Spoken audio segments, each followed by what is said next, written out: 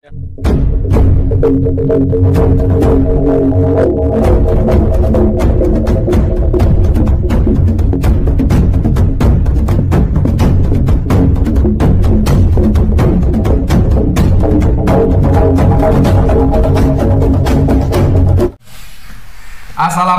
warahmatullahi wabarakatuh. Saudara, dengan saya Edi Mulyadi dari Forum News Network FNN. Saudara sekalian, malam ini malam nih ya.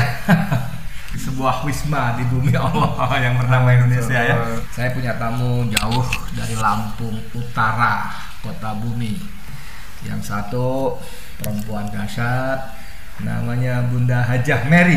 Bunda Mary, alhamdulillah Allah baru kasih rezeki besar, Allah bebaskan dari segala tuntutan ya Bunda ya, dalam sidang-sidang yang melelahkan dan menjengkelkan juga. Nanti kita dengar ceritanya bagaimana. Di sebelah kanan saya ada jagoan yang membela para aktivis pejuang Islam, Gunawan Parikesit SH. Ya, ini mereka datang dari Lampung, saya kira untuk menyambangi teman-teman sekalian, saudara-saudara pejuang dan penonton Bang Edi Channel. Alhamdulillah. Kita mulai dengan Bunda Mary dulu. Gimana Bunda? Sehat ya? Alhamdulillah ya. Alhamdulillah sehat. Alhamdulillah. Bisa cerita dikit nggak kasusnya apa dan akhirnya bagaimana nih? Kasusnya, alhamdulillah sebenarnya, masya Allah. Kita mengadakan aksi damai. Aksi damai dalam rangka kita memprotes, minta Menteri Agama untuk mempertanggungjawabkan atau mengklarifikasi perkataannya ketika di Riau. Soal apa itu?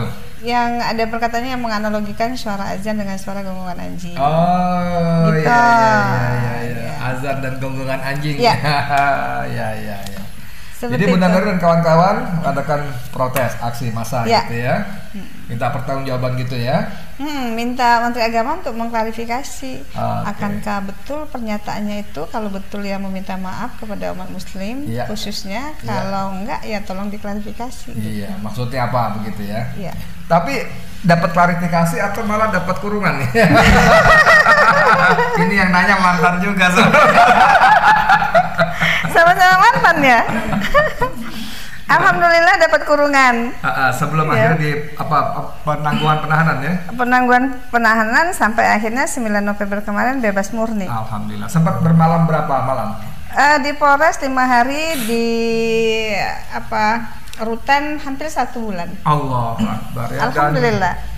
Dan itu sempat beredar di grup-grup WA bagaimana foto Bunda Mary tidur di lantai. Lantai langsung semen ya? Ya, kalau di Polres di semen. Semen, dan itu para pendukung Mujahidah ini juga membuat meme-meme segala macam, kami juga tidur gitu ya. Betul. Di lantai juga. Iya. Sempat beliau kontak sama saya. Edi gimana? Oh enggak, saya pakai kasur alhamdulillah. Saya dari Tangerang sebenarnya. Oke, tanggal 9 ya kemarin ya, 9 November ya. Iya. 9 November Allah kasih bebas, Allah gerakkan hati majelis hakim, kemudian dengan perjuangan teman-teman khususnya Bang Gunawan Parikesit dan siapa lagi? Tim lawyer kita? Faru Rozi ya. Mereka berdua bertiga ya. Mereka bertiga Allah kasih kemenangan, Bunda Mary ini dibebaskan dari segala macam tuntutan ya. Dan sekaligus hakim juga perintahkan merehabilitasi namanya ya. Iya. Nah, Pak pengacara, ini yang dimaksud dengan merehabilitasi nama itu maksudnya apa ya? Bagaimana itu prakteknya? Yang jelas selama proses terkriminalisasi, terkriminalisasi karena sah sudah bahwa berdasarkan fakta-fakta persidangan apa yang disangkakan oleh kepolisian, apa yang didakwakan oleh pihak kejaksaan penuntut umum itu tidak terbukti dan sementara sudah ditahan. Ada kehilangan privasi di situ. Ada nama baik yang hilang di situ. Kemudian itu yang harus dikembalikan. Ada kerugian-kerugian juga yang lainnya. Imaterial ya? Imaterial juga ada di situ. Jadi kalau soal beliau kehilangan privasi betul, dan yang terasa sekali sebagai orang tahanan itu adalah kehilangan kemerdekaan ya. Ya, kemerdekaannya. Kalau yang lainnya fasilitas bisa tergantung lah bagaimana ya. Kita juga bukannya menutup mata bahwa di bawah itu, di maksud saya di penjara itu uang bicara money talks ya. Yang punya duit yang bisa membeli fasilitas bagi, apalagi kalau di penjara Sukamiskin Bandung, wah dasar itu ya. Tapi memang kemerdekaan nggak bisa tebus ya, ada juga yang bisa juga, tapi kita yang di bawah itu benar-benar nggak dapat merdeka privasi. Lalu tadi soal rehabilitasi bagaimana ya? Termasuk memulihkan hak-hak, kemudian kedudukan, martabat terdakwa. Kalau bahasa saya sih itu bahasa petikan dalam amar putusan. Dalam bahasa saya adalah hak-hak, kemampuan, martabatnya Bunda Mary. Atau bentuknya apa itu? Bentuknya bagaimana tuh? Konkretnya seperti apa? Merehabilitasi. Kompleks. Jadi Bunda Mary ini adalah seorang pimpinan Majelis Taklim. Terasa sekali ketika Bunda Mary disangkakan, kemudian didakwakan, kemudian masuk ke dalam rutan, itu terkesan bahwa ini ada yang salah terhadap Bunda Mary. Nah, ini kan banyak orang awam, belum tahu hasilnya seperti apa. Bahkan ada yang beredar ini sangat jahat sekali. Itulah kelompoknya tanda kutip teroris. Bukan tanda kutip, itu dari real teroris mereka yang sesungguhnya, gitu. Bukan tanda kutip lagi ya. Artinya ada image yang masuk kepada masyarakat, kepada publik bahwa yang dilakukan oleh Bunda Mary adalah hal yang salah. Padahal tidak sama sekali. Itu bagian dari rehabilitasi ya. Nanti apa bentuknya, produknya apa, outputnya? Apakah ada semacam surat pernyataan atau apa tuh, bagaimana? Kita tunggu putusan inkrah. Setelah putusan inkrah ini nanti itu wajib negara untuk merehabnya. Negara itu siapa di situ? Negara di sini adalah pihak-pihak yang sudah melakukan kriminalisasi, terutama pihak kepolisian. Kepolisian, nanti ada surat keterangan gitu ya? Kita juga akan meminta nanti. Nah, yang sudah bentuknya apa?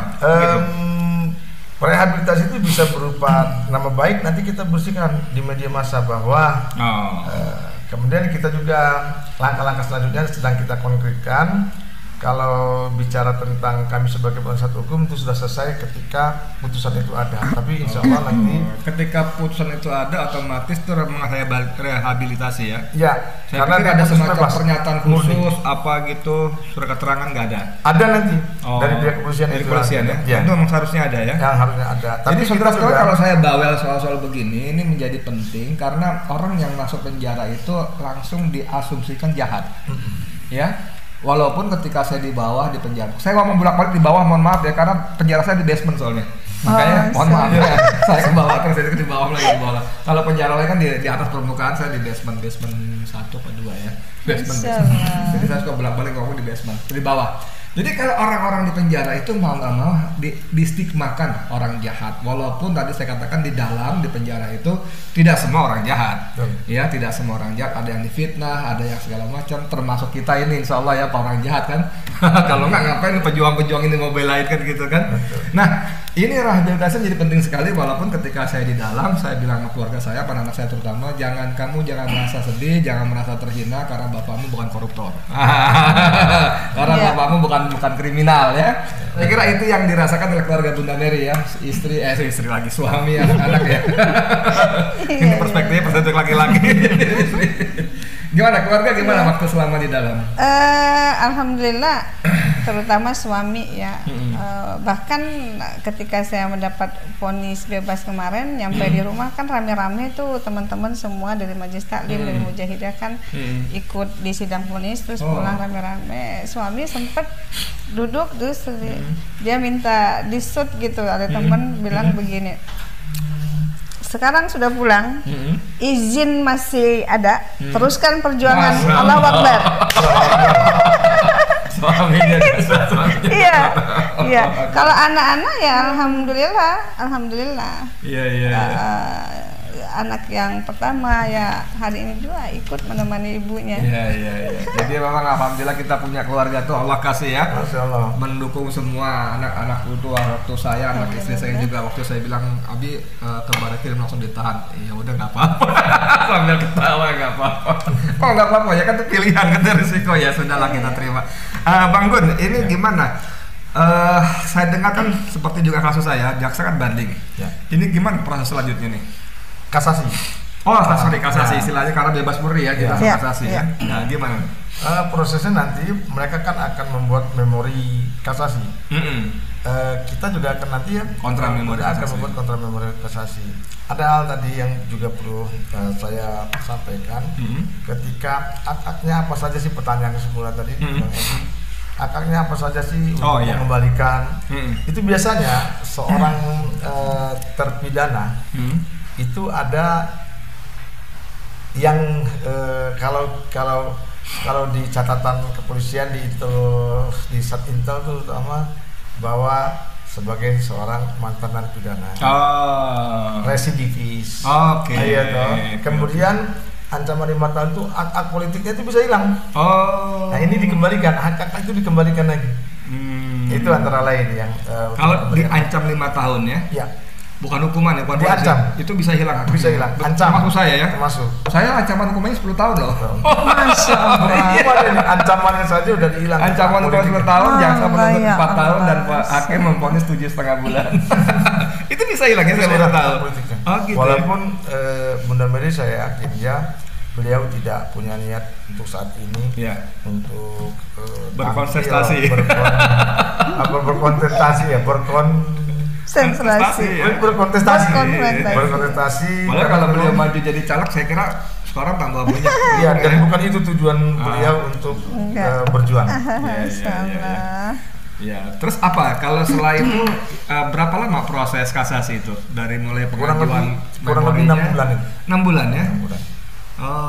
Untuk kasasi. Itu harus ada putusan ya? Harus ada putusan. Inkrah ya. Jadi saudara sekalian, saya kira bukan cuma Bunda Mary, keluarga dan para pengacara, kita semua berharap, berdoa kepada Allah tetap berikan kemenangan ya sampai tingkat kasasi ya, sampai kekuatan hukum tetap. Seperti juga saya mohon doa juga, saya masih proses banding, jaksa banding juga. Kita mohon doanya juga ya Allah berikan kemenangan ya. Kami, saya dan penasihat hukum tidak mengajukan banding balik istilahnya, cuman kontra memori banding ya gitu. Karena buat kita waktu hakim menjatuhkan vonis 7,5 bulan itu sudah alhamdulillah banget ya, karena teman-teman bilang lo bisa 2 tahun atau 4 tahun bahaya juga. Jadi selanjutnya gimana setelah bebas? Tadi siang saya dengar sudah menggeruduk Refli Harun ya.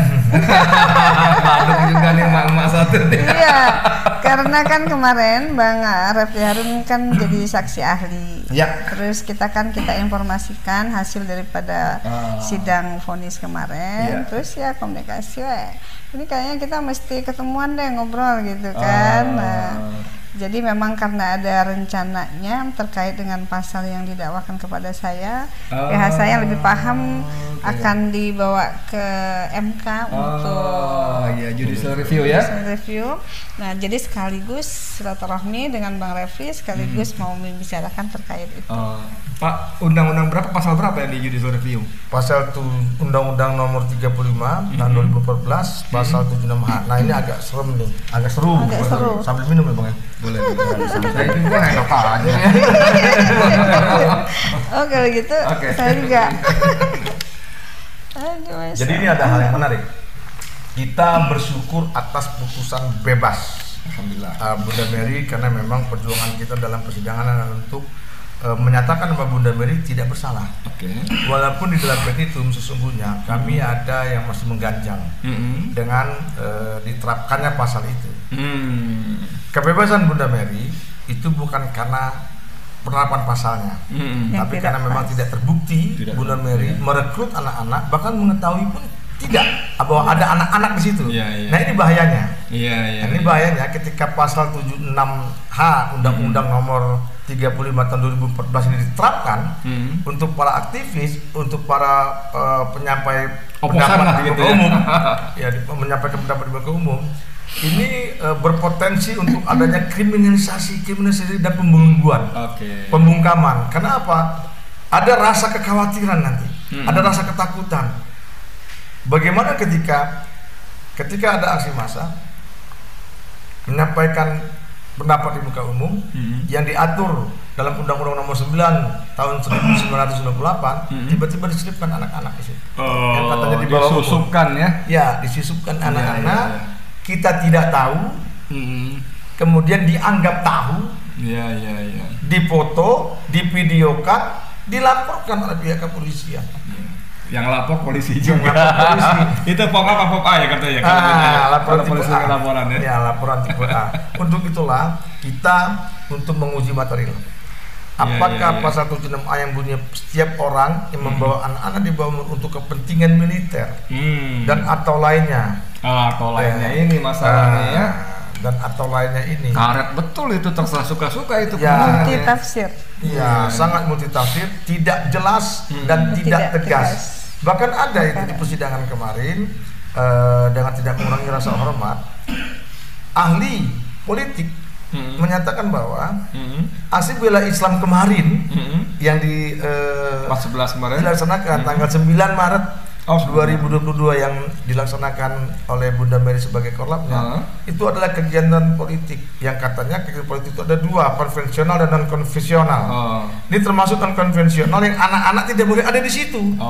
Tapi penjelasan penjabaran berikutnya pun nggak jelas lagi. Anak-anak yang mana? Di bawah umur. Anak-anak di bawah umur dalam undang-undang itu 18 tahun ke bawah. Kalau anak-anak tidak boleh berpolitik, berarti KPU itu ada borgol semua itu. Kemarin kejoblos soalnya ya? Iya, kejoblos 17 tahun. 17 tahun. 17 tahun. Nyoblos itu peristiwa politik, saudara. Nyoblos peristiwa politik. 17 tahun udah boleh. Sini. Oleh karena itu kita akan men-JR-kan ini ke Mahkamah Konstitusi. Dan insya Allah karena ini bukan perjuangan orang per orang, kelompok per kelompok, tapi adalah perjuangan demokrasi di NKRI ini. Maka saya pikir sudah selayaknya kita untuk mendukung upaya ini dan kami harap Majelis Hakim di Mahkamah Konstitusi nanti juga menyadari akan hal ini. Tapi ketuanya iparnya gimana? Ya itu kita sebenarnya juga tidak menyinggung si iparnya itu, ya kan, karena ini adalah kepentingan untuk rakyat. Jangan-jangan untuk kepentingan si iparnya ini juga, karena si iparnya ini kita nggak sebut nama loh. Ya, kita sebut saja deh. Pak Jokowi ya sering kali ketika kegiatannya itu ada aksi massa. Aksi massa ini tidak hanya harus demonstrasi. Ya kan? Penyambutan di datang ke daerah, histeris, lempar-lempar. Bagian hadiah-hadiah. Pakai bendera merah putih, berpakaian SD, ada yang kelas 1, kelas 2, kelas 3 di pinggir jalan. Itu lebih bersiko itu. Nah, itu untuk kepentingan mereka juga. Nggak apa-apa, untuk kepentingan semua pihak. Jadi saya pikir semua pihak juga harus mendukung. Ini bukan kepentingan pihak-pihak tertentu atau apalagi seorang Bunda Mary ya. Apalagi seorang Bunda Mary. Iya, soal judicial review ini juga di tempat saya waktu sidang terakhir itu juga penasihat hukum saya Ahmad Yani, Dr. Ahmad Yani juga mengatakan dia akan maju judicial review pas Undang-Undang Nomor 1 Tahun 46. Karena Undang-Undang Nomor 1 46 ini undang-undang peninggalan penjajah yang digunakan untuk menjerat para aktivis kemerdekaan. Nah, saya dijerat pasal 14. Tapi 14.1, 14.2 tidak terbukti, dianggap terbukti pasal 15 menyebarkan berita tidak pasti yang dapat menimbulkan keonaran. Dapatnya itu yang potensi, jadi terserah. Padahal keonaran itu nggak terjadi, tapi dapat diciptakan keonarannya gitu. Oke, jadi di ujung cerita Bunda Mary, kita semua berdoa tetap Allah berikan kemenangan sampai di kasasi dan di MK nanti Allah berikan buka nurani para hakim konstitusi untuk berpihak pada kebenaran keadilan. Tapi saya mau tanya, apa rencana berikutnya dari Bunda Mary setelah mengirim udara bebas? Ya, kita masih ini mau demo tampil mobil komando. Kita ini kan berangkat dari emak-emak majelis taklim, orang biasa-biasa aja. Kemarin turun itu tergugah karena masalah rasa yang tersentuh, berkaitan dengan masalah kemanusiaan, keadilan, penerapan keadilan. Kami tidak ada punya kepentingan apa-apa. Kami bukan dari orang partai politik apapun. Tidak mau jadi apa dan apa. Kami juga bukan pegawai yang pengen juga tahta, apalagi mau harta. Gitu. Jadi kalau ditanya mau apa, ya kita akan tetap bersama teman-teman yang lain gitu. Apalagi suami udah kasih statement kayak tadi ya. Iya. Bisa bilang lagi statement suami tadi. Izin masih ada. Izin masih teruskan ada. perjuangan. Allah Akbar. Dasar emang. Ya, emang ini saudara sekalian, Majelis Taklim itu karakteristik umumnya nggak sebegini. Sorry banget ya, sorry. Ini beliau ini kan DKMT, Badan Kontak Majelis Taklim ya, pimpinan di Kabupaten Lampung Utara. Dan Ketua Mujahidah Provinsi Lampung. Gitu kan. Nah, Majelis Taklim itu mohon maaf banget ya, tipikalnya itu yasinan, sholawatan, ratiban ya. Bukan aksi gitu loh, apalagi begini-begini. Nah, dia kan aksi bukan 1-2, berkali-kali, puluhan kali gitu. Memang ini agak sedikit makhluk langka juga. Oke, saudara sekalian, kita semua berharap semoga perjuangan siapapun yang mendedikasikan hidupnya untuk jalan dakwah, untuk amar ma'ruf nahi munkar, untuk menegakkan keadilan, menumbangkan kezaliman, ya Allah beri kesabaran, ya kan, ikhlas, istiqomah, tawakal, dan Allah beri kemenangan. Amin. Amin ya rabbal alamin. Satu hal Bang Edi, agak menarik tadi. Ketika Majelis Taklim itu rawatiban, kemudian yasinan, bahwa Majelis Taklim juga bermajelis. Jadi ketika aksi massa itu juga majelis, kita ini majelis juga nih. Majelis ilmu ada. Ketika menyampaikan kebenaran, menyampaikan hak, itu juga majelis yang insya Allah malaikat juga ada sekitar kita. Amin insya Allah. Ini podcast apa ini? Itu namanya kita Majelis Akbar. Majelis Akbar ya. Masih FNN, tenang aja. Oke, sekian soal kesimpulan seperti biasa saya serahkan pada penonton Bang Edi Channel. Monggo silakan. Tapi tetap kita berharap dukungan dan doa-doa dari kita semuanya buat perjuangan Islam ya. Saya Edi Mulyadi untuk FNN. Assalamualaikum warahmatullahi wabarakatuh. Waalaikumsalam Takbir. warahmatullahi wabarakatuh.